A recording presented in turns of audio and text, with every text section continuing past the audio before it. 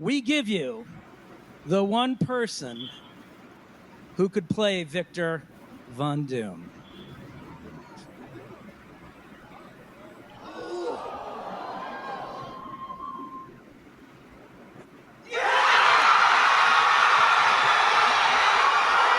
Before Marvel ruled the box office and DC filled our shelves, India had its own superheroes. From the snake-powered Nagraj to the dark streets of Doga, we had stories. We had legends. We had an industry. So what happened? Why didn't India join the global comic book race? Superman flies over skyscrapers. Batman broods in Gotham. Spider-Man swings through New York.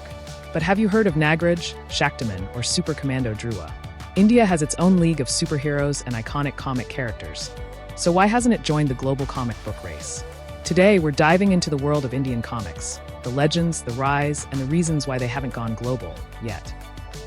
India's comic journey began in the 1960s with Amar Chitra Katha, bringing mythological stories like Ramayana and Mahabharata to life. Then came the golden era of Raj Comics, introducing original heroes like Nagraj, Bankalal, and Super Commando Dhruva. These comics were huge. In the 80s and 90s, Indian kids were glued to them, sometimes more than cartoons. The storytelling was bold, the characters were Indian, and the action? As thrilling as anything Marvel or DC was putting out. But something changed. By the 2000s, the popularity of Indian comics started to fade. Here's why. The digital shift, as TVs, video games, and eventually smartphones became common, kids' attention moved from comics to screens. Lack of adaptation. While Marvel and DC adapted to movies, shows, and modern themes, Indian comics stuck to outdated styles and print formats. No mainstream push, comics were seen as kids' stuff, not a cultural phenomenon. No serious funding, no marketing, and no innovation. Piracy. Scanned copies flooded the internet, hurting publishers already struggling with low sales. To understand why India lagged, we need to look at what Marvel and DC did right. They built massive cinematic universes. The MCU became a global pop culture force. They created relatable characters.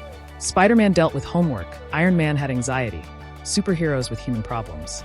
And they merged comics, games, toys, merch, and fandom into one unstoppable machine. India, on the other hand, never expanded its comic culture beyond the printed page. While fans existed, they never formed communities like Comic-Con-level fandoms.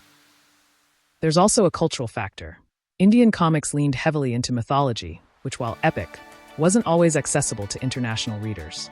Superheroes like Nagraj or Doga had deep Desi backstories that didn't translate easily overseas. Plus, Indian publishers never pushed globally. No translations, no digital platforms, and no collaborations with international studios. Meanwhile, Japanese manga took the world by storm by doing the opposite. Modern themes, digital access, and anime tie-ins.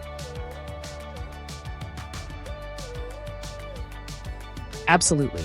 Indian comics are starting to make a comeback. Webtoons and digital comics are giving creators a platform. Graphic novels like Sudarshan, Holy Cow, and TBS Planet are pushing boundaries.